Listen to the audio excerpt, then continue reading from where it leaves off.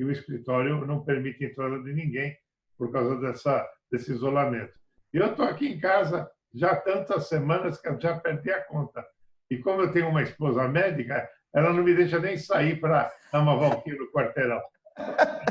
Mas dá uma agonia, não dá? É verdade. Caramba! E você está em São Paulo, correto, professor? Não, eu moro em Campinas. Eu moro num condomínio. Campinas, estado de São Paulo. Eu estou aproveitando para fazer a revisão detalhada do meu código interpretado. São 2.000 páginas, então eu estou fazendo aquilo que eu nunca teria tempo em tempos normais, né? Fazer a revisão do código interpretado. Eu te digo e algo. também tem muita jurisprudência. Eu te digo algo aqui, ó, na frente dos meus alunos todos. Se você precisar de qualquer ajuda, conta comigo. Se você precisar. Diego, busca jurisprudência disso, busca daquilo, conta comigo. Muito obrigado, Igor. Muito obrigado. Conta comigo. Eu sei que escrever é uma tarefa árdua. É complicado. Eu escrevo para alguns cursinhos preparatórios para concurso de delegado, promotoria e etc. E o ato de escrever, ele é um ato que tem que ser... Na verdade, você materializar o conhecimento é muito difícil. É muito difícil. E escrever toma tempo. Muito. Principalmente um livro didático ou um texto didático que vai influenciar pessoas.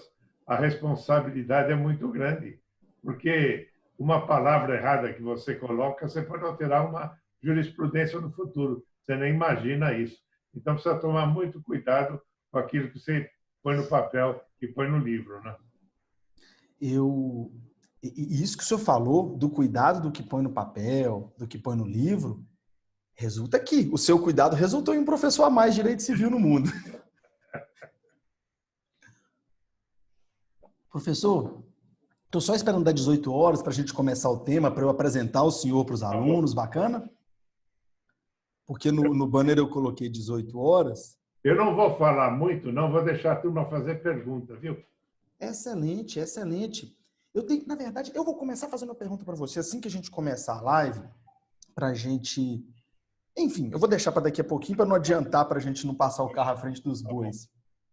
Agora, uma outra pergunta, professor, já antes de começar, agora mais pessoal mesmo, como é que o senhor está se adaptando ao PJE, a toda essa onlineização, virtualização dos processos? Olha, eu sou da velha guarda e é difícil para mim não ter o processo na mão. Eu não gosto nem de ler textos longos no computador, né? Eu também. Eu perco o fio da meada, eu perco a linha, é difícil. Mas os meus colegas são todos bem mais jovens lá no escritório, tem só alguns da minha idade, e não tem jeito, esse é o futuro. E eu creio que com essa pandemia isso vai dinamizar. Passada a pandemia, nós vamos ter uma nova era de uso da internet. Raramente nós vamos precisar viajar, será muito mais fácil dar uma aula para o Brasil inteiro, como estamos fazendo agora, do que pegar um voo e ir para outra cidade, complicado, cansativo. A não ser em situações especialíssimas, não vai ser mais necessidade de você estar pessoalmente no local para fazer uma palestra, né? Olha que interessante, o que você disse é brilhante, porque há muito tempo eu penso em trazer grandes nomes aqui para o Vale do Aço, mas é muito difícil, por vários aspectos. E eu digo esses aspectos elencando, porque eu já parei para pensar nas dificuldades. Primeiro, organizar um evento dá muito trabalho, não é fácil. Normalmente são empresas especializadas que organizam. Se a gente se coloca a organizar de forma individual, é muito difícil. São problemas, às vezes, insolúveis, que surgem no meio do caminho, um professor que avisa que não vem um dia antes. É tudo muito complicado. Mas, além disso, olha que interessante. Eu um dia pensei assim, vou botar no papel para trazer. Eu tenho alguns nomes pelos quais eu nutro um afeto especial. O senhor, gosto de paixão do professor Pablo Stouze. Ele é muito bom. Meu discípulo... Eu, inclusive, o convidei para aparecer aqui. Ele falou que tinha um compromisso. Ele disse que eu sou o padrinho dele. Ele falou assim, olha, Diego, eu não vou prometer porque eu tenho um compromisso, mas manda um beijo pro Venosa.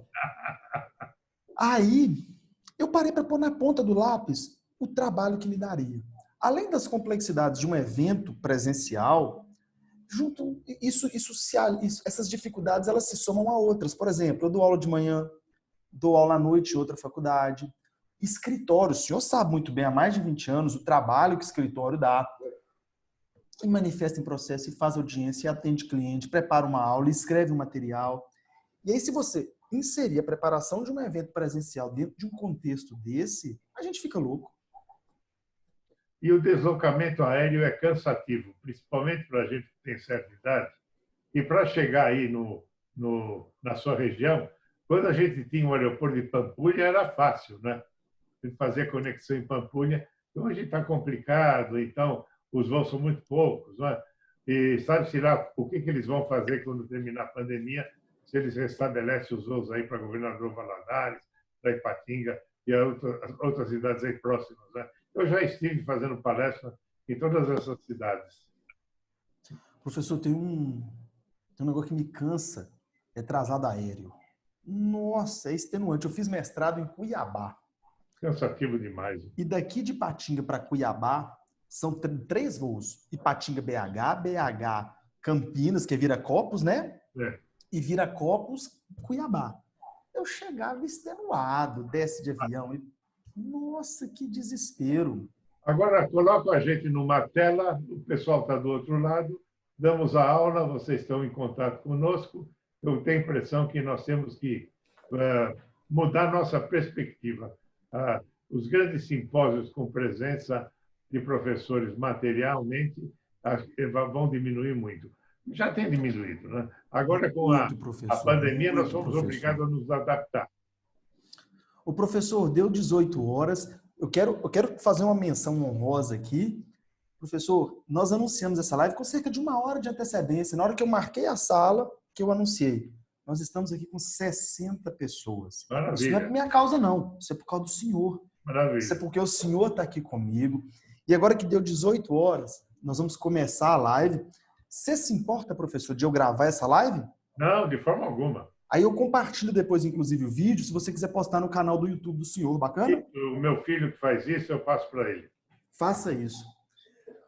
Pessoal, sejam todos muito bem-vindos. Sou o professor Diego Castro. Estou tendo uma enorme honra aqui, uma satisfação que inenarrável. A palavra é essa, sem qualquer hipocrisia, de conversar com uma das pessoas que influenciou esse professor aqui. O Silvio de Salvo Venosa. Se eu sou professor de Direito Civil, muito se deve ao Silvio de Salvo Venosa. E eu me recordo, quando aos 19, 18 anos, o professor Gustavo Lana indicou a leitura de uma obra do professor Silvio de Salvo. Deixa eu ver, apareceu algo aqui na tela e me causou um pouco de confusão. Um tal de asa, que é isso? Mas tá ok, voltou. Voltou. Então, pessoal, o professor Silvio de Salvo ele não influenciou o professor Diego, ele influencia gerações de civilistas. Me apaixonei pelo direito civil quando li Silvio de Salvo Venosa. Vamos desfrutar da presença do professor Silvio. Ele dedicou um tempo de forma gratuita, gente, pelo amor ao ensino, pelo amor à sala de aula, ao direito civil. Ele dedicou um tempo para bater um papo com a gente. Professor Silvio é desembargador aposentado do TJSP, Tribunal de Justiça de São Paulo. Então, olha que interessante. O professor Silvio ele tem um detalhe que ele aborda 3 campos extremamente ricos do direito.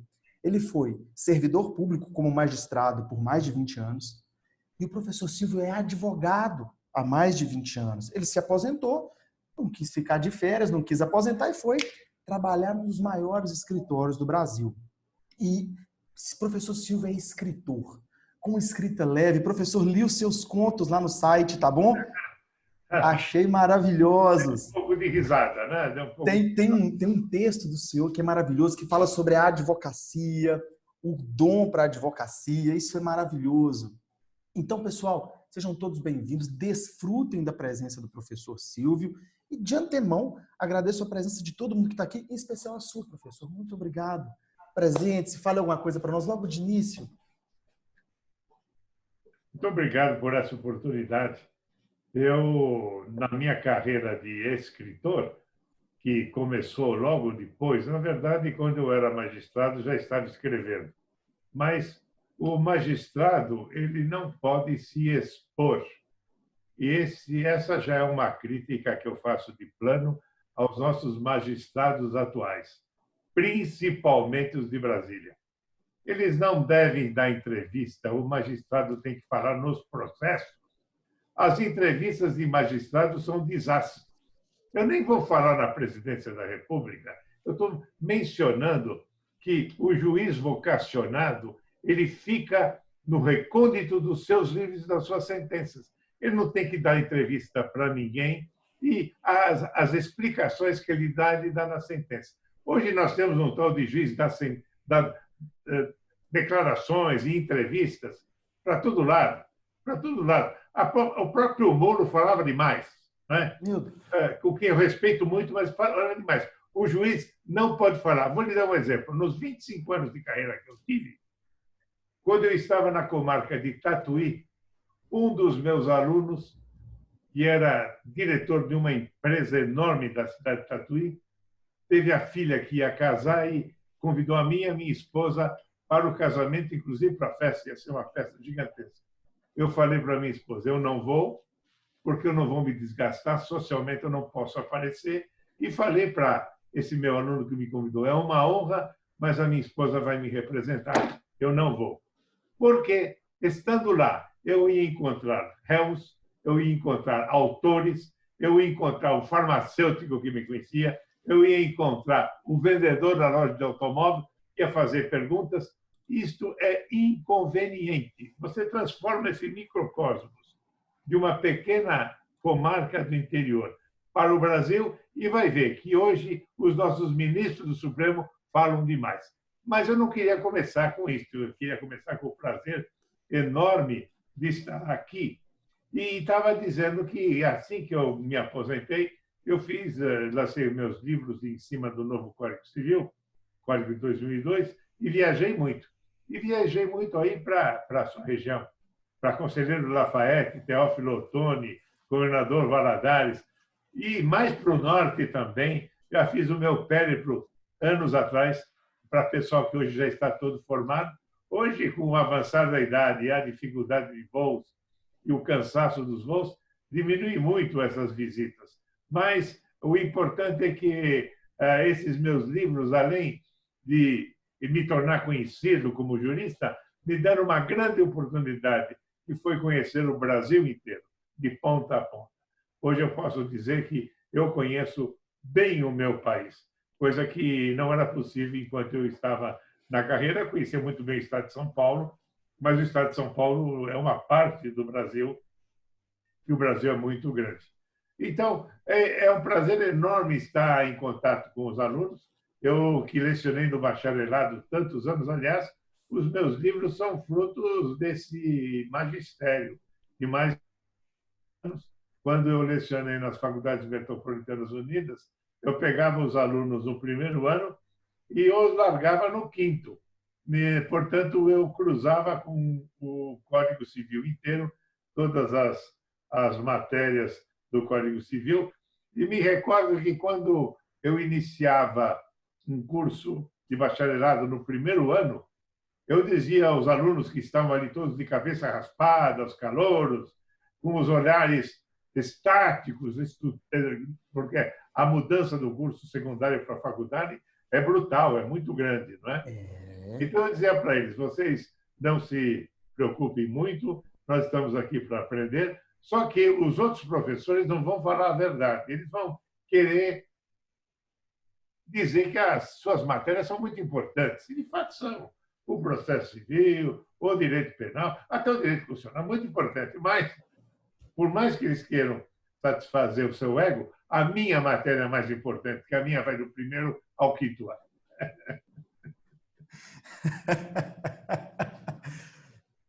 E depois eles vão descobrir que, sem o direito civil, ninguém dá um passo em qualquer carreira jurídica. Não é?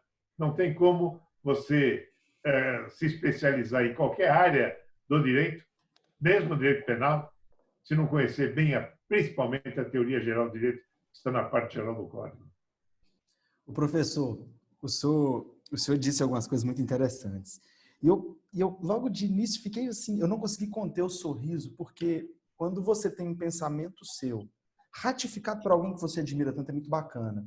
Você começou falando assim, juiz deve se manifestar nos autos. Eu acho um escárnio, eu vou usar uma palavra pesada, eu acho bizarro juízes darem entrevistas acerca de processos, eu acho extremamente agressivo aos réus que têm eventuais decisões antecipadas pela imprensa, algo que... E olha que interessante, você disse que evita em alguns eventos, evitou à época, né, para não encontrar determinadas pessoas. Aí eu me recordo, eu leciono em uma faculdade, uma disciplina, uma faculdade inclusive online, uma disciplina de conduta do servidor público, é o decreto 4.171, se eu não me engano, ou 191. E o que eu tiro desse decreto é basicamente o seguinte: o servidor público ele não deve ser honesto. Ele deve ser honesto e ele deve parecer honesto. O servir ao público incorpora a própria vida pessoal da pessoa. Então, nós começamos já com uma similaridade, com uma convergência de pensamentos muito grande. Embora eu não seja servidor público, eu já fui pedir exoneração de um cargo público aos 20 anos de idade e optei pela advocacia, mas eu concordo plenamente com isso. E aí você disse assim, direito civil, eu vou fazer um complemento, direito civil é a matéria mais importante. Sabe o que eu faço com os alunos do primeiro ano? Eu entro em sala, falo, gente, esse relógio no seu pulso, como é que ele chegou até você? Ah, eu ganhei da minha namorada. Não. Contrato de doação. Essa caneta, aí eu comprei, compra e venda. Quem é casado, levanta a mão. Código Civil regula. Quem tem filho, levanta a mão. Código Civil. Então eu vou mostrando que o direito civil... E tem um conceito que me chama a atenção pra caramba. Quem diz isso, se não me falha a memória, é o Carlos Roberto Gonçalves. Inclusive, se não me falha a memória, desembargador aposentado do TJSP também, né? Colega, exatamente. O Carlos ele tem uma frase que me chama muito a atenção e eu uso ela diuturnamente, que é: o direito civil regula a vida da pessoa desde antes do nascimento, nascituro, até depois da nossa morte. A gente morre e está lá o direito civil. E aí vem a Maria Helena Diniz, professora da USP, a vida está impregnada de direito civil. Então, professor da PUC. O que me perdoa. E aí, o direito civil está na nossa vida. E o nosso tema de hoje é contratos, boa-fé e pandemia, não é? Vamos falar um pouquinho disso? Vamos falar um pouquinho, eu tenho falado muito. Na verdade, para poder entrar numa matéria mais profunda, e falando para alunos que estão nos ouvindo e vendo, nós temos que ver que o contrato, eu costumo dizer, eu não repito o que os autores sempre repetem, dizendo que o contrato é um acordo de vontades. O contrato, o Pablo Stolze acaba de entrar. Ô, Pablo, que maravilha, gente! Ô, Pablo, só assim, Pablo, hein? Vida. Eu precisei entrar aqui agora, peço desculpa a todos por interromper essa aula brilhante. Eu acabei de ver a mensagem de Diego, eu estava meditando agora, eu medito todos os dias, final de tarde, mais ou menos, e vou entrar num compromisso virtual daqui a pouco. Mas eu fiz questão de entrar aqui para dar um depoimento de 1 minuto, pode contar aí. Primeiro, a imensa alegria de finalmente estar com meu amigo Diego, aqui ao lado dele, um professor de um coração gigantesco. E quando eu soube, Diego, que você estava fazendo a live com Silvio Venosa, eu tive de largar tudo que eu estava fazendo. Larguei tudo para fazer questão de dar um abraço e registrar assim a todos vocês, meus amigos. Assim, a vida, a pandemia do coronavírus tem nos ensinado muita coisa. Eu costumo dizer que a humanidade tende a sair melhor do que entrou, pelo menos eu espero. Sem dúvida. Uma das virtudes que eu acho mais valiosas na Terra são duas que eu assim homenageio muito: a humildade e a gratidão. A humildade, para mim, sobretudo em nossa área jurídica, que luta com o problema da vaidade, e eu até abro parênteses, porque existe um livro de Matias Aires, Reflexões sobre a Vaidade Humana, e ele diz que a pior das vaidades é a intelectual, de todas. E quando eu tive a oportunidade em minha vida, recém-professor, recém-ingresso na vida acadêmica, de ter tido o acolhimento, o apoio e o ensinamento de Silvio de Salvo Venosa.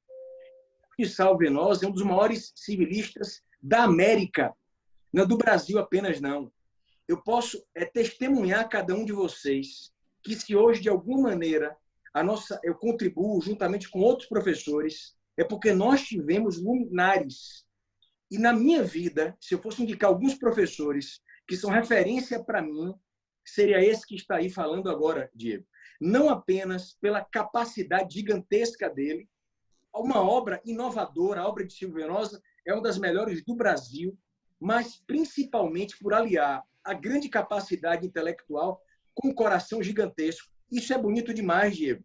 É o maior exemplo que um jurista pode dar. A grandeza intelectual dele aliada ao coração e à alma. Sua envergadura espiritual, Silvio Venosa, é grandiosa. Sou seu aluno, mas principalmente seu filho. Nunca esqueça disso.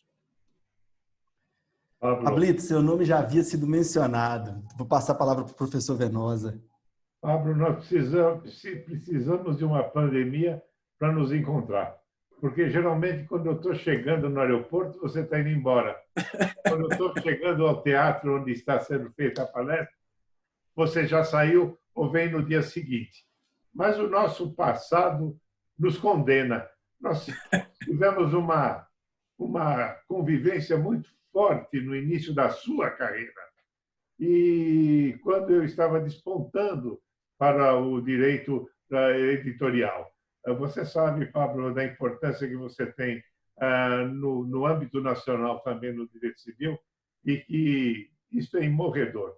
E a amizade que nós temos é algo de muito sério. Fico emocionado. Eu sei disso. Eu não tenho como agradecer. Eu precisei largar tudo para dar esse depoimento, meus amigos. Vocês estão aqui tendo a oportunidade de ouvir um dos maiores juristas do Brasil. Eu só não vou ficar porque eu tenho uma live mais ou menos nesse horário. Senão eu ficaria, porque eu continuo sendo aluno dele. Muitas vezes, quando eu tenho uma dúvida em civil, eu vou aos livros dele, Diego. Registre isso aí, viu, meu amigo? Pablito, de coração, muito obrigado. Isso. Um abraço grande. Eu nunca vou esquecer, meu amigo Venosa. Quando eu cheguei a São Paulo uma vez, Diego, ele me convidou a visitar o Demarest. Eu cheguei naquele prédio gigantesco. Ele, o professor do quilate, ele desceu para me receber. E eu fui subindo, ele mostrando os andares. Falei, meu Deus, é um prédio inteiro. Quando eu cheguei no prédio, eu perguntei qual é o andar do escritório. O recepcionista falou assim, é o prédio inteiro, meu amigo. E o professor Venosa desceu para me apresentar o prédio. Uma honra, eu jamais vou esquecer isso. Meu grande amigo, professor e pai do coração, Silvio Venosa. Quero deixar isso claro, Diego, para todos aqui, todos os amigos. Mas não vou interromper mais. Aproveitem a aula desse grande professor. Pablo, eu espero que... Muito obrigado. Pablo, passando a pandemia, eu possa ir aí comer um vatapá ou você possa vir aqui em São Paulo comer um churrasco. Faz tempo que nós estamos precisando fazer isso, viu? Com certeza. Abração. Um beijo. Valeu, meu irmão. Um grande abraço, Pablo. Olha, momentos como esses são imorredores, são inesquecíveis. Eu tenho que recuperar agora o que está falando.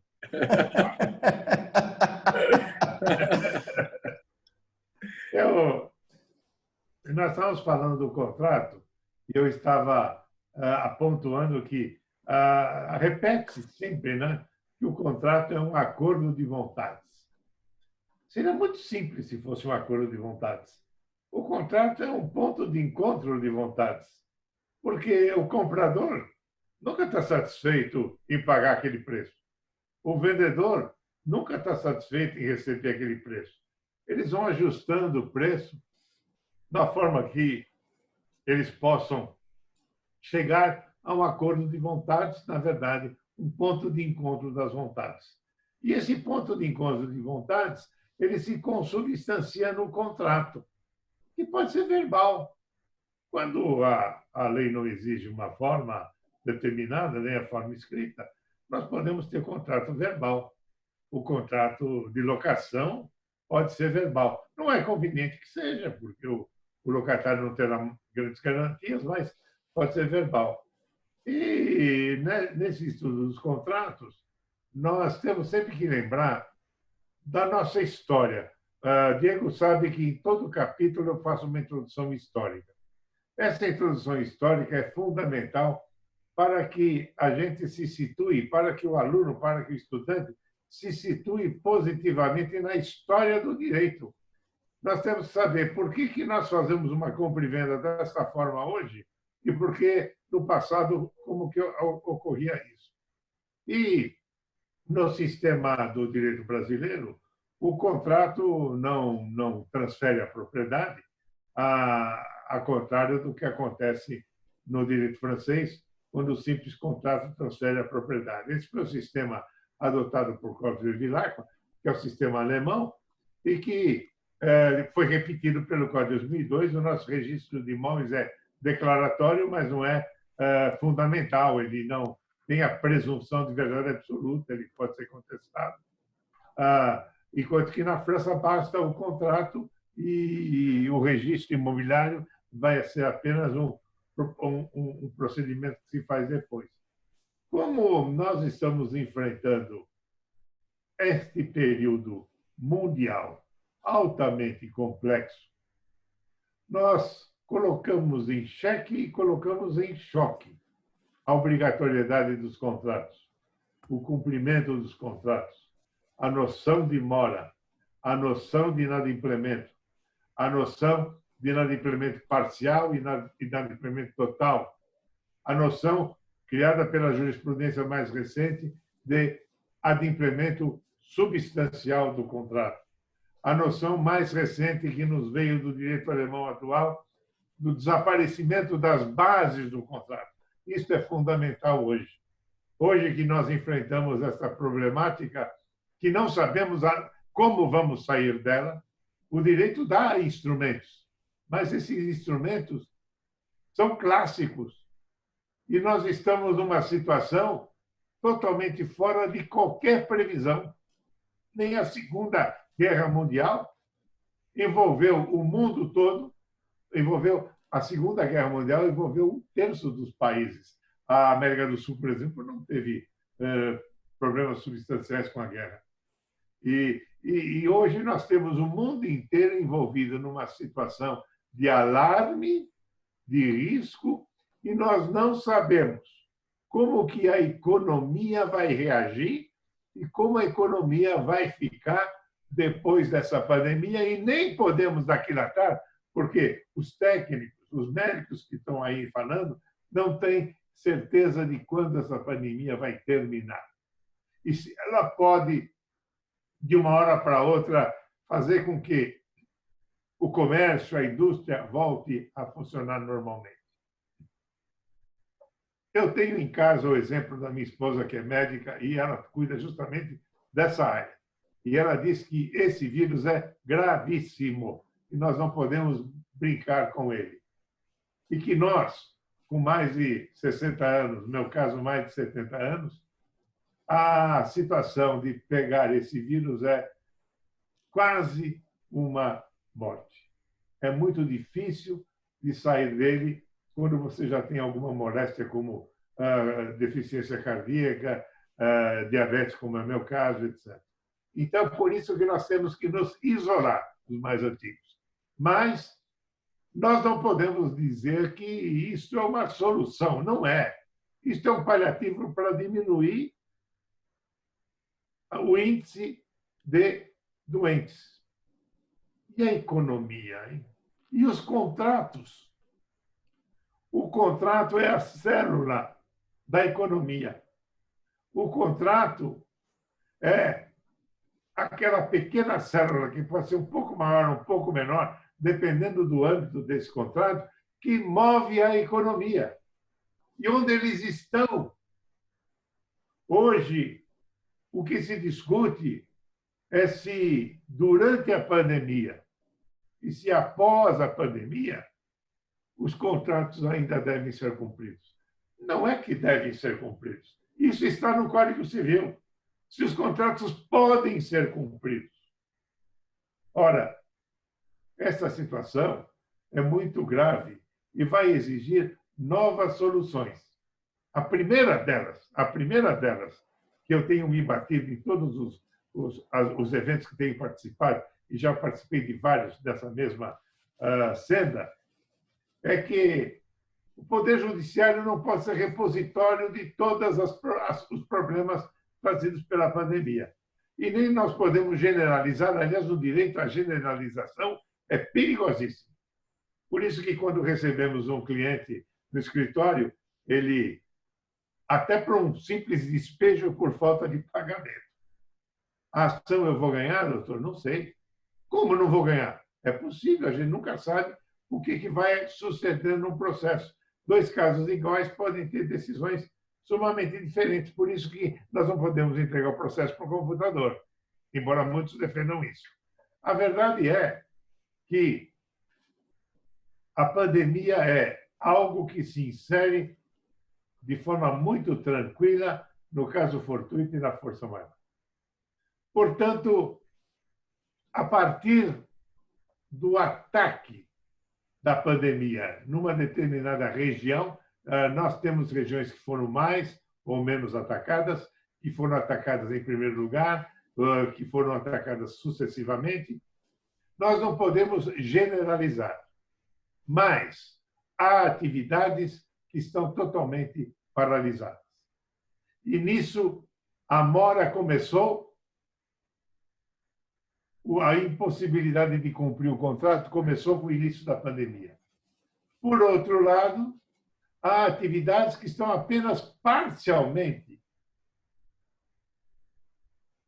submetidas a uma restrição. O restaurante que faz entregas, ele está tendo um faturamento, mas bem distante daquele que ele tinha quando o seu salão estava cheio. Os transportes estão funcionando, mas nós estamos vendo que os preços nos supermercados estão subindo desmesuradamente. Isto é especulação. Então, nos grandes desastres, esse é o maior desastre que poderia existir depois da Segunda Guerra Mundial, tem inclusive aqueles que se valem da tragédia para oferir lucros. Tudo isto tem que ser ponderado pelo julgador. Eu não uso mais a palavra juiz, porque nós temos hoje o instrumento da arbitragem, que é muito importante. O julgador poderá ser um árbitro e nem sempre um juiz togado. E o juiz deve ver, no caso concreto, quais os pontos que afetaram aquele negócio. A parte está alegando que não consegue pagar porque não tem de renda. Isto é provável, isto é evidenciado. Existem empresas muito grandes e mini empresas. As duas não podem ser tratadas da mesma forma. Mas nós não podemos imaginar que toda a economia desse país e dos outros, isso serve para a Itália, serve para a Espanha, serve para os Estados Unidos, nós estamos no mesmo barco, infelizmente, no mesmo barco dessa tragédia. Nós não podemos imaginar que os juízes e os magistrados e os eventuais árbitros possam decidir questões que têm que ser negociadas. A negociação é a solução maior nos tempos de tragédia. Não vai ser com liminares que nós vamos resolver os problemas. Aliás, eu faço aqui um conselho. Eu sempre converso com juízes e digo, os juízes têm que tomar muito cuidado ao deferir uma liminar, porque quando o juiz está com o processo, com a petição à sua frente, ele não consegue aquilatar a dimensão dos efeitos que uma liminar pode ocasionar. Efeitos de ordem trabalhista, efeitos de ordem social. Então, há que se tomar um cuidado extremo e, de preferência, deferir a liminar depois que a outra parte seja ouvida, ou deferir a de referendo da outra parte, porque ele precisa conhecer qual é a situação. Em São Paulo e alguns outros estados, nós temos hoje as câmaras especializadas em empresas. Isso foi uma vitória, porque esses juízes estão mais preparados a encarar a empresa. Mas não sei se eles estarão preparados para encarar a tragédia que virá. E eu não acredito que nós tenhamos uma pletora de feitos, um volume tão grande de feitos, porque está perfeitamente solidificado que o Poder Judiciário não vai resolver nada. O Poder Executivo tem que fazer a melhor forma possível para minorar a tragédia. Em alguns pontos do país, a tragédia é enorme, a tragédia é pior que uma guerra. Basta ver o que está acontecendo em Manaus. Isso é algo que traz uma vergonha ao país, vergonha de não podermos enterrar os mortos. Isso é um fim. Não é? Ano de 2020, não podemos enterrar os mortos. Então, nessa situação, nós temos que negociar.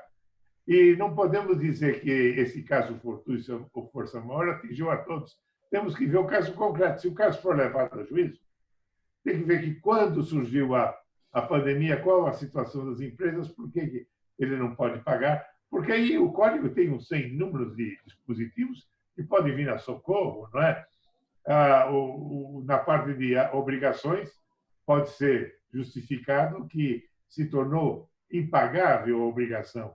Os efeitos da excessiva onerosidade e tantos outros remédios que estão no código, eu não vou repeti-los aqui, que podem vir em socorro às partes, mas nós podemos ter, na discussão de duas empresas absolutamente depauperadas, que não vão sobreviver se não tiverem a boa vontade de negociar, de achar soluções para produzir quando terminar este debate mundial. Então, os meios tradicionais de direito já não estão nos servindo mais. Nós precisamos ter uma inventividade e uma forma de colocar a economia em marcha. Nós temos um presidente que diz que tem que voltar tudo. Não, não tem que voltar tudo. Mas tem que voltar, sim. Em parte, nessa parte, ele está certo. Mas não podemos jogar gente no estádio de futebol, não podemos jogar gente dentro do supermercado, não podemos jogar gente no show ao vivo, e nem no comício dele, e tem aí as pessoas que estão atrás. Mas o que nós precisamos é achar soluções. O executivo, em último caso, ele pode imprimir de moeda. Não é a melhor solução. É trágico. Mas os estados vão ter dificuldade de solucionar os seus problemas. E as empresas, quando voltarem a produzir, vocês imaginam a dificuldade das empresas aéreas em retomar os seus trabalhos? Eles tiveram que dispensar centenas de funcionários. Os aviões estão abarrotando os aeroportos. Eles vão ter que voltar. Nós precisamos do transporte aéreo. O Brasil precisa de mais do transporte aéreo, muito mais que outros países. A Itália liga os trens e transfere e transporta todo mundo. A França e a Alemanha usam os trens e podem dispensar. Nós não podemos dispensar o trabalho aéreo das empresas aéreas, porque nós não chegamos em Manaus, eu não chego nem em Ipatinga sem o transporte aéreo. Essa aqui é a verdade. Verdade.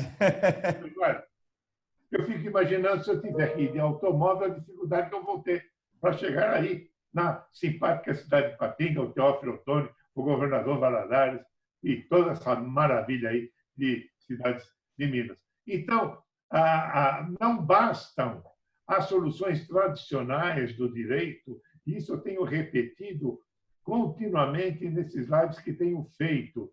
Nós precisamos achar uma metodologia e soluções dentro do judiciário e principalmente fora dele que se adaptem à retomada da economia. Vocês imaginem como é retomar as grandes empresas que estão paralisadas. Não é só apertar um botão. Vocês imaginem o que tem que fazer a empresa que está com 50 aeronaves paralisadas no aeroporto. Então, e com o pessoal de terra, o pessoal de apoio, vejam só o que está acontecendo. E o país tem problemas enormes, liga-se mais a esse.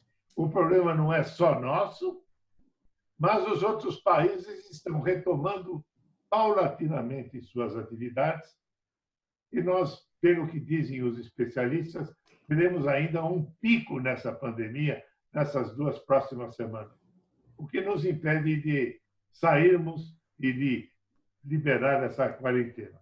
Mas o que eu digo é que, nessa situação de absoluta emergência, nem sempre os medicamentos conhecidos resolvem, nem na pandemia e nem no direito. Nós podemos pegar os princípios. O antiviral resolve em parte. A excessiva velocidade resolve em parte.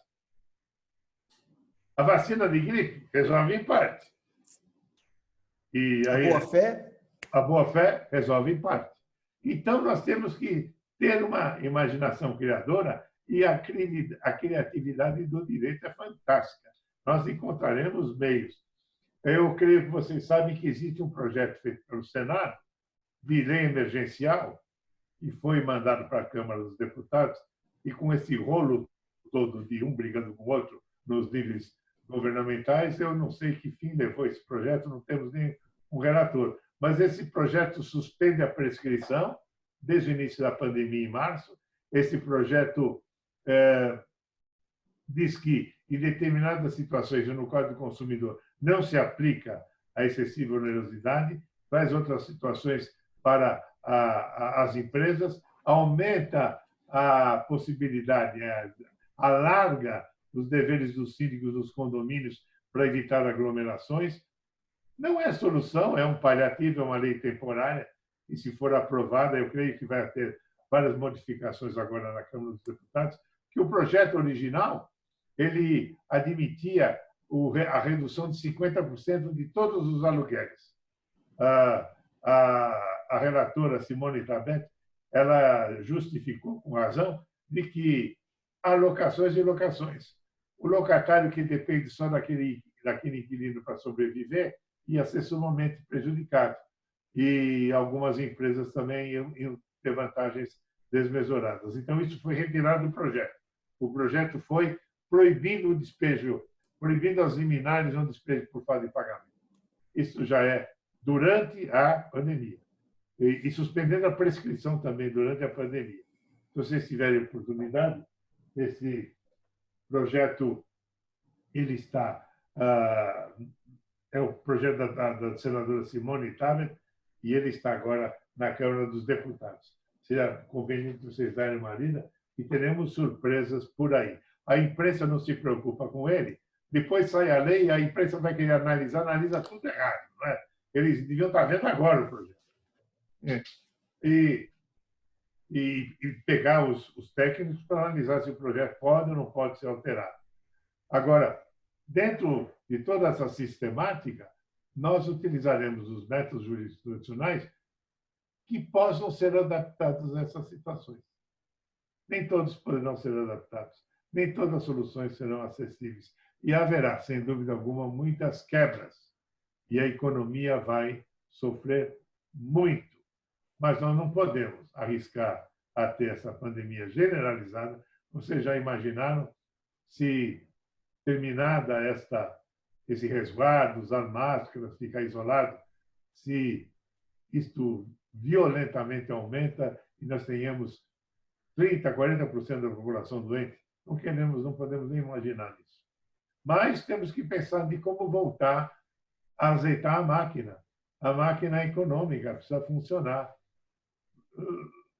O governo está tentando algumas soluções mágicas, mas, infelizmente, não existe mágica enquanto não tivermos uma vacina. Eu gostaria muito daqueles que estão nos ouvindo, se eles têm questões que a gente possa resolver. Como vocês viram, eu falei muito pouco de direito, mesmo porque o que eu falo de direito está nos meus livros. Mas eu falei muito sobre a situação atual que nos aflige a todos, aflige você que está me ouvindo aí, aflige a mim, que estou aqui fechado em casa há muito tempo, e aflige toda uma população. Nós temos que ter consciência que nós temos esse dever para com o nosso vizinho, de usar máscara, de evitar contato, porque não tem outra solução. E eu fico à disposição do Diego e de eventuais questões que vocês queiram fazer. Mas nós estamos falando com o vídeo, aí podemos até soltar um pouquinho aqui no vídeo, né? Estamos sozinhos, aqui estamos sozinhos. Mas, para sair, precisamos da famosa máscara, que não é uma solução, é apenas um paliativo. É um prazer estar com vocês e o professor vai conduzir aí, se tiver pergunta, ou se algum de vocês tiver pergunta. Venosa, muito obrigado por tudo que você disse. E é interessante quando a convergência de pensamentos ela foi tão grande que eu tinha uma pergunta. Você respondeu a pergunta que eu tinha sem que eu fizesse. Você adivinhou. Eu brinco com os meus alunos eventualmente, se eu já conheço a sala, eu falo que eu leio as perguntas na testa deles. Acho que você fez isso comigo. A pergunta que eu tinha, eu nem vou responder, porque eu já vi que a gente tem um monte de comentários, de perguntas dos alunos aqui. Eu tinha uma pergunta que era a seguinte: o Código Civil ele traz algumas soluções. Você mencionou onerosidade excessiva, teoria da imprevisão, artigos 478, tem a mora parcial, etc, etc. E a gente tem 421, 22, 23 que tratam da função social, da boa-fé, que a boa-fé deve haver na execução, na conclusão, na fase pré-contratual, pós-contratual. E na negociação. A boa-fé precisa estar presente também na negociação, quando se tem uma conciliação. Exatamente. Tanto, a boa-fé ela vem desde antes do contrato até depois dele. Certo. E aí, a pergunta que eu te faria, que você respondeu, é a seguinte: o nosso código ele já não teria soluções suficientes para a pandemia?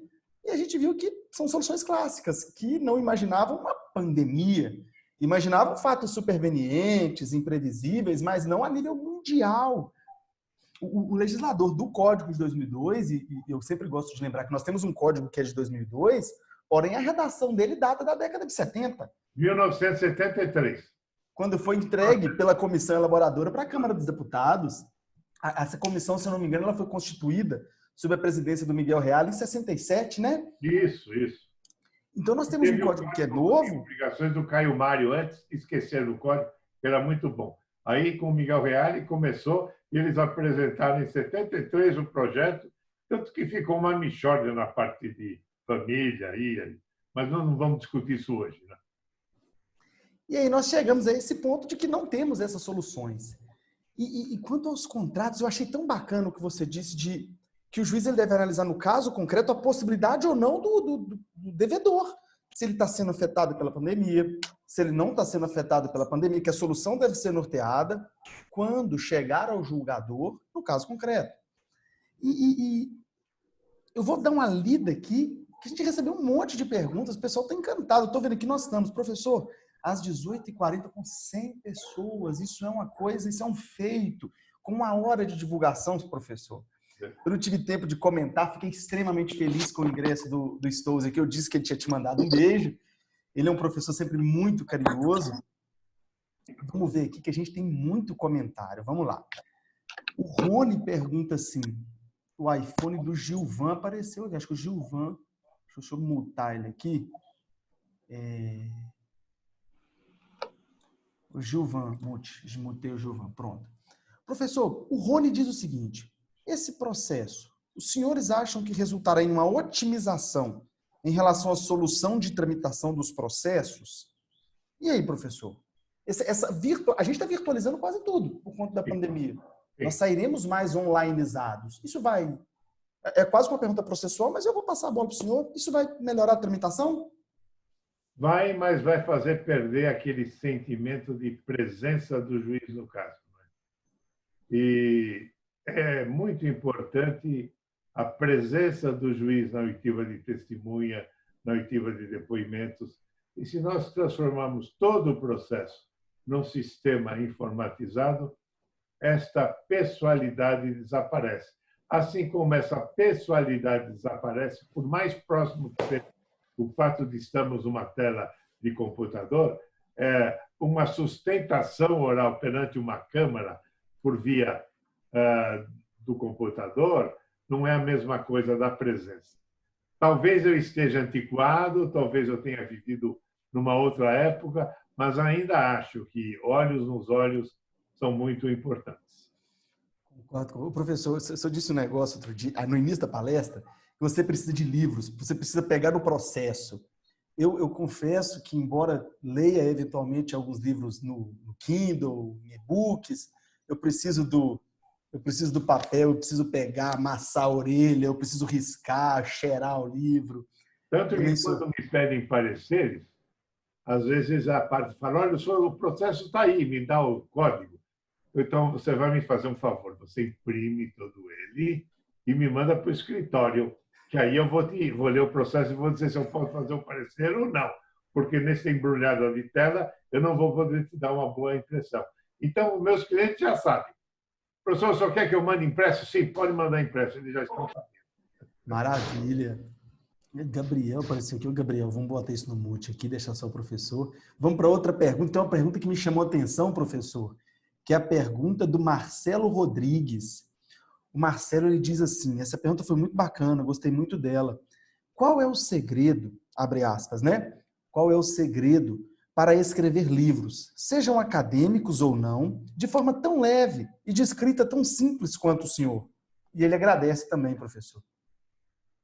Marcelo, é uma pergunta que eu tenho muita dificuldade de responder, porque o estilo a gente adquire, sabe lá por quê e como. Mas se você acredita em outros fatores fora da Terra, existem alguns guias que estão nos rodando por aí, que às vezes nos orientam para a gente escrever bem, para a gente falar bem, para a gente se dar bem. Eu acho que o mal existe porque essas pessoas não ouvem esses bons espíritos ou não conseguem chegar até eles. Que maravilha. Professor, tem outra, não é nem uma pergunta, é uma ponderação do Júlio. O Júlio, olha que interessante, esse aluno um dia, Júlio Francisco, é um dos alunos mais brilhantes que eu já tive, maravilhoso, gente boníssima, caráter, simplicidade, um cara maravilhoso. Um dia o Júlio chegou para mim e falou assim, professor, o que é pensar? Eu não sabia. Eu falei, ô Júlio, eu preciso pesquisar. Eu já estudei sobre isso, porém não me recordo. Aí o Júlio ficou incomodado, tensa. Eu falei de pesquisar. Aí o Júlio está falando aqui, sou fã do Venosa. Respondeu minha pergunta sobre tensa no Instagram. E aí o Júlio está fazendo esse agradecimento a você. Deixa-me ver aqui mais perguntas. Júlio, tensa ninguém usa mais, hein? Isso exatamente. Daí desapareceu. O professor, a Ana Laura está fazendo uma pergunta. Boa noite. Para o senhor, qual foi a melhor experiência que o direito te trouxe? O direito é interessante. O direito é uma forma de convivência. Quando eu lecionava no bacharelado, já falei há algum tempo, e quando eu via que já vinha algum aluno com cabelos brancos, e eu imaginava que era o segundo curso universitário, eu perguntava, o senhor está aqui por quê? Não, eu sou engenheiro e me interessei sempre no direito, agora eu tive tempo de fazer o curso. Eu sou médico, etc. Eu digo, pois você está um passo à frente dos seus colegas. O direito abre horizontes. Ao jovem, os horizontes demoram, porque há toda uma solidificação. É construir um edifício. O alicerce no primeiro ano, teoria geral, obrigações, direito penal, parte geral. Mas quem já vem de um curso superior já tem uma visão de vida muito mais ampla, já fez o curso superior. Então, vai aprender com muita facilidade os conceitos jurídicos, que são conceitos de vida. Então, a experiência do direito é uma experiência de convivência. Conhecer o direito é aprender a conviver, é conhecer o seu bairro, a sua cidade, o seu estado e o seu país. Professor, que maravilha. A pergunta, óbvio, foi para o Venosa, mas tem um comentário sobre a experiência que o direito nos traz e é algo que a gente, como civilista, porque a gente lida, em grande parte, com situações de problemas particulares, problemas disponíveis, exceto o direito de família.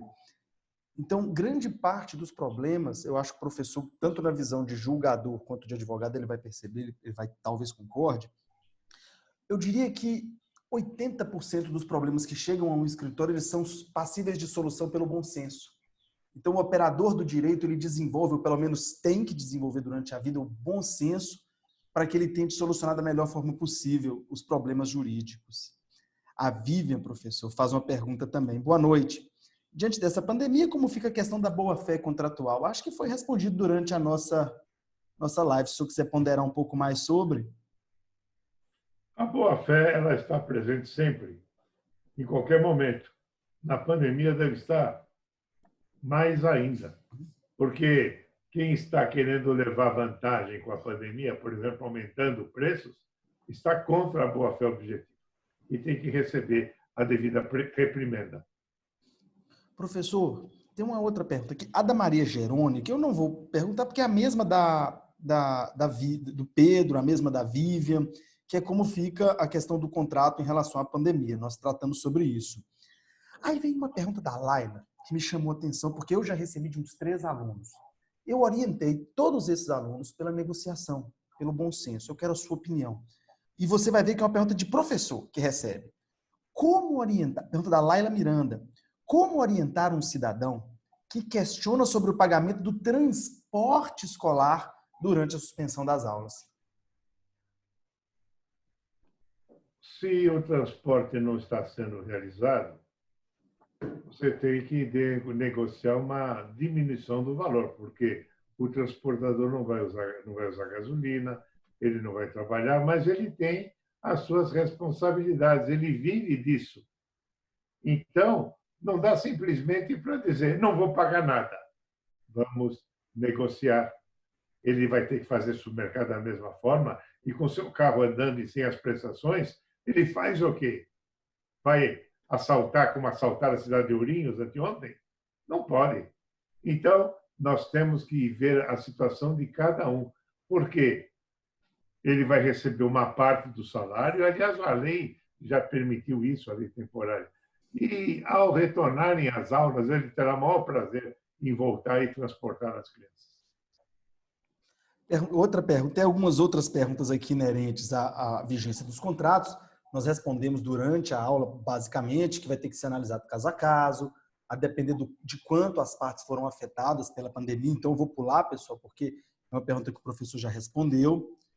Olha que interessante a do Rony Vitor. O Rony já tinha feito uma pergunta, ele fez uma pergunta agora grande e interessante. Abre aspas para o Rony. Os senhores acham que a desigualdade entre os estados serão mais acentuadas após o retorno? Pelo fato de que os locais já tinham sua economia, de certa forma, fragilizada, que foram afetadas pela pandemia. Aí ele termina perguntando, a União poderia agir de alguma forma para diminuir essa diferença entre os estados da federação, entre essas circunstâncias? Olha, eu não queria ser cabotino, e eu podia até falar uma frase que foi dita aí, e vocês vão saber por quê. E eu com isso? Mas tenha muito a ver, sim, porque os estados mais fortes vão sobreviver com mais facilidade. O estado de São Paulo é o propulsor do país, ele vai se recuperar. Minas tem muita força também, mas nós temos estados que não têm condições de sobreviver sozinhos. Vão ter que receber, sim, auxílio. Vão ter que receber, sim, auxílio. Eu fico lamentando que alguém possa falar, que deve dirigir os destinos da nação, possa falar o que eu tenho a ver com isso. Todos nós temos a ver com isso. Muito mais quem está na direção de um país. Ratifico suas palavras e digo que concordo em gênero, número e grau, professor. Eu fiz uma promessa para mim mesmo, no domingo agora, que é de ficar essa semana inteira sem ler notícias políticas, porque eu me entristeço no meio da tarde, até produzir fica difícil depois. É verdade. Eu geralmente chego ao escritório bem cedo, leio notícia, etc. Cortei a parte da leitura de notícias, apaguei meu Twitter, pelo menos por essa semana, para eu ter um pouco de paz de espírito. Na verdade, a gente fica prejudicado porque é tanta coisa acontecendo no país, o país morrendo com a pandemia e brigando por quesilhas, questiúnculas. Eu fico com uma dificuldade enorme. O meu Palmeiras não está jogando. Eu não consigo ler as notícias de futebol. Não tem mais futebol, então nós vamos ter que discutir a problemática mesmo. Rapaz, o meu galão da massa também não tá jogando e eu tô chateado com isso. Viu? Logo agora que o Sampaoli chegou, que eu tava esperançoso do Galo jogar um futebol bonito. Professor, vamos lá. O Júlio tá aqui emocionado, agradecendo até agora, a terceira mensagem dele agradecendo a resposta sobre a tensa. Aí tem a Ana Laura falando sobre como renegociar entre as partes, isso aí a gente já respondeu, aí perguntando brilhante o encontro, sobre os prazos dos contratos, cabe renovação dos prazos? A Viva um pouco genérica, sobre os prazos dos contratos, como fica? Cabe renovação dos prazos? Caberá sim se as partes negociarem. Se eu tenho um prazo vencendo dentro dessa pandemia, eu poderei prorrogar, mas depende de ambas as partes. Como eu disse no início da minha fala, o contrato é um ponto de encontro de vontades. As vontades têm que se encontrar. O executivo não vai fixar uma renovação compulsória. As partes vão ter que se entender mesmo, porque o contrato é privado e depende da autonomia de vontade das partes. Professor, a Juliana fez um comentário que eu acho que resume bastante o que nós estamos falando aqui, que ela diz o seguinte, ler para o senhor o que ela disse. Então, a palavra-chave das questões que surgirão com a pandemia será negociação.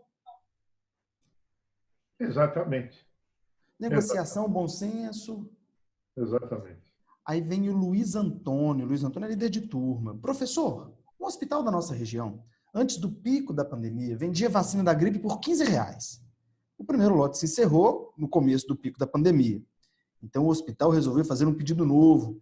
E, estando no meio da pandemia, passou a vender a vacina pelo triplo do preço. E aí, o Código Civil trata sobre isso? Aí nós estamos com um problema de oferta e de procura, né? Exatamente. E por coincidência, minha esposa tem uma clínica de vacinas aqui em Campinas e os preços das vacinas aumentaram. Por quê? Se antes o pedido de vacinas era X, agora é 10x. É o mesmo problema das máscaras. A máscara custava R$ 5. Mas como somos de milhões de máscaras e não tem máscara para entregar, dentro da oferta e da procura, essa é uma regra econômica. E nós não podemos contar com o tabelamento. A história do país mostra que tudo que se tabela vira contra o tabelador, vira contra o Estado. O tabelamento não funciona. Temos que ver os exageros, infelizmente.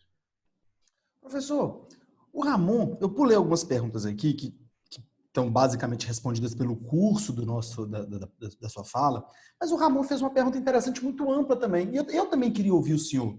O Ramon falou assim, qual dica vocês dariam, e aí eu passo essa pergunta para o Venosa, para início de carreira, para advogar no direito civil? Qual a principal dificuldade enfrentada, professor? Eu sempre digo nas minhas palestras que o curso de Direito é o que abre o maior leque de possibilidades profissionais. O profissional que está se graduando em Direito, ele tem que ver onde ele se dá melhor, qual o seu foco melhor. Tem que focar, né? Vai em cima do foco. Se ele gosta de direito penal, se ele gosta de direito empresarial. Gostar de direito civil é essencial, porque é a base, não é? O civilista equivale ao clínico geral do médico, né? Ele tem uma amplitude de todo o conjunto jurídico e é muito importante, assim como o clínico geral, que faz o diagnóstico, é fundamental. Então,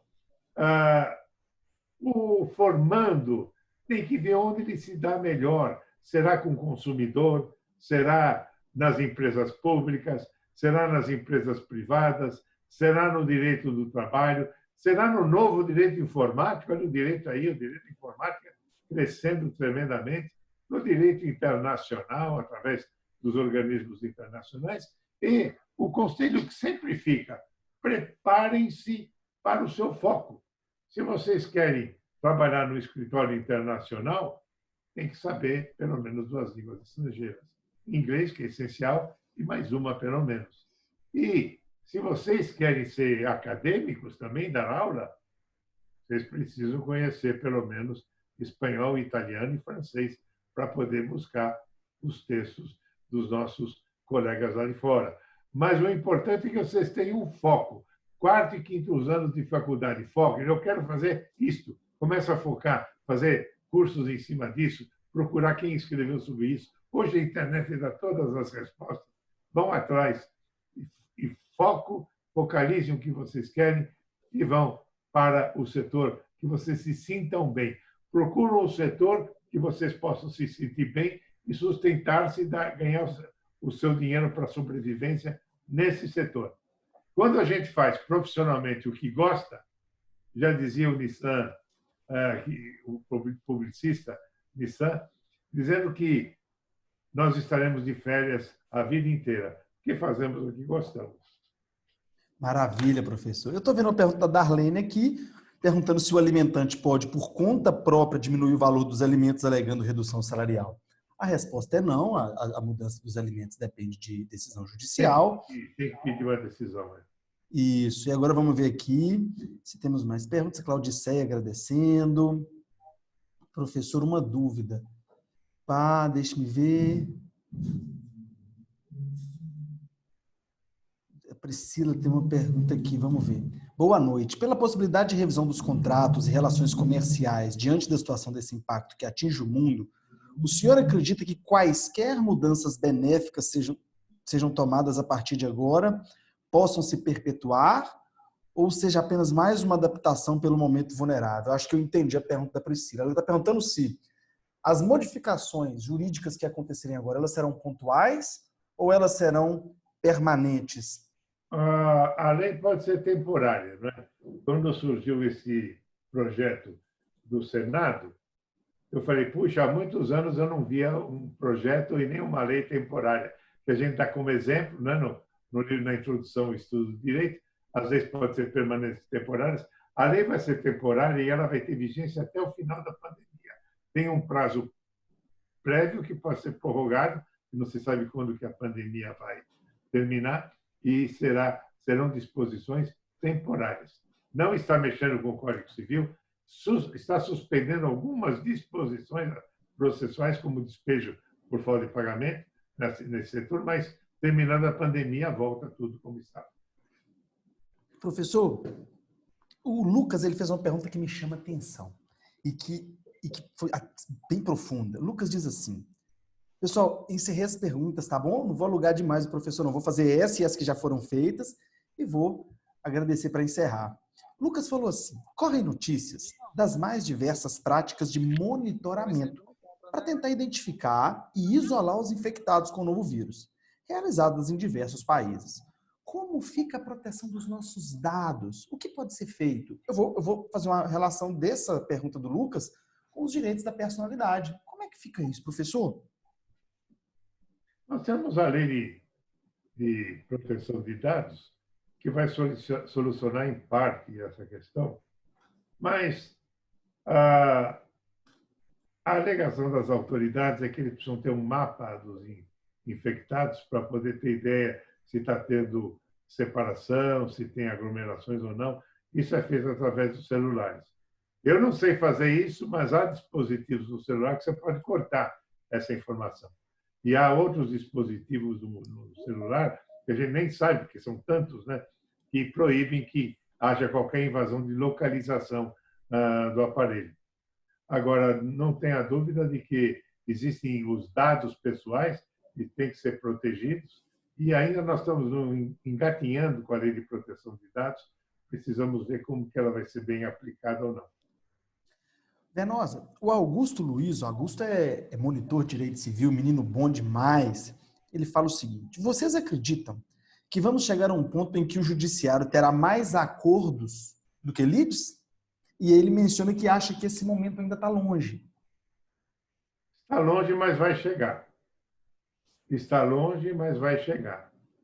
O recurso à arbitragem já é algo de muito importante. Questões muito complexas, principalmente tecnológicas, vão para a arbitragem por escolha das partes e são julgadas de uma forma muito melhor, porque são técnicos que julgam, não estão sujeitos às vicissitudes do Poder Judiciário. E todo o Código de Processo Civil atual conduz a uma conciliação. Quando as partes entenderem que é melhor conciliar, negociar, do que esperar 5 anos para o seu processo chegar no Superior Tribunal de Justiça, esse momento vai chegar. Não tenho dúvida nenhuma que nós estamos partindo para essa solução, que se chama, como um autor importante italiano, Enzo Rocco, ele tem uma obra sobre contrato e ele fala da fuga ao judiciário. As empresas fogem do judiciário, muitas delas, como o diabo foge da cruz, porque sabe que no judiciário só terão prejuízo. Exatamente. Muitas ações que chegam ao escritório, eu acabo sugerindo a negociação, a conciliação, porque coisas simples, se subordinadas ao judiciário, elas vão se estender e tirar a paz da pessoa por 2, 3, 4, 5 anos. É o famoso juntos e digam, juntos e digam, aguarde sua oportunidade. Onde os meus colegas passaram, eu também passei. Às vezes esquece que por 25 anos eu fui juiz. Né? Professor, Aí a gente termina aqui com o professor Márcio. Que bacana, o professor Márcio dá aula comigo. Ele falou: prezados professores, boa noite. Cumprimento ao professor Diego pela iniciativa e fala do valor de te ver, da importância motivacional. Professor Márcio, obrigado pela presença e ele te manda um abraço, viu, Venosa? Obrigado. A função social do contrato dos institutos ganha relevância diante da pandemia, professor? Pergunta o Rodrigo. Muita. Quando eu passava por esse tema nas aulas ou em palestras, eu falava especificamente que, quando o código entrou em vigor, os alunos me perguntavam: mas, professor, o que é a função social do contrato? Eu falei: não sei, mas me traga aí um contrato que não deu certo e eu vou analisá-lo, conversar com as partes, e eu vou ver qual é a minha solução para eles, e aí eu acharei a função social desse determinado contrato. Professor, o senhor conseguiu responder uma pergunta que a gente sempre tem dificuldade dentro de sala. Explicar o que é função social do contrato. A vontade é chegar lá na frente e falar assim: pessoal, não sei. Mas me traga o contrato. Exatamente. E vou responder. Ô, professor, que maravilha conversar com o senhor, viu? Que maravilha. Eu não vou alugá-lo por demais e eu vou fazer um pedido para o senhor. Eu sou sem vergonha. Mineiro é sem vergonha. Eu sou um cara que você não pode oferecer um queijinho que eu aceito, um cafezinho que eu aceito. Eu aceito um pãozinho de queijo também. Ó, faço questão de um dia te dar esse pãozinho de queijo pessoalmente, com um cafezinho quente. Eu comecei a live tomando um cafezinho, só que tá só no cheiro agora. O professor Pablo nos deu a satisfação da presença dele e ele já tinha me confessado ser seu afilhado. E eu, sem vergonha que sou, quero só avisar. Estou pedindo, o senhor tem outra afilhada agora que sou eu, viu? Obrigado, Diego. A responsabilidade é grande e aumenta, não é? Mas está avisado, o senhor tem outro. Sempre que eu tiver uma dúvida, eu vou mandar para o senhor também. O senhor quer finalizar, falar algumas palavras, professor, para a gente encerrar? Olha, o contato, ainda que dessa forma com os alunos e com professores, é muito relevante e enlevante. Eu me sinto muito feliz de poder conversar com alunos, de poder conversar com meus colegas professores, porque nesta pandemia nós estamos com uma solidão terrível e não sabemos como expor as nossas ideias. E não recebemos visitas, as famílias não podem se encontrar, mas esse contato, e vocês vejam que eu falei muito pouco de direito e muito de sociologia, muito de educação e um pouquinho de política. Não gostaria de ter falado mais. E se mais não disse, é porque mais não posso.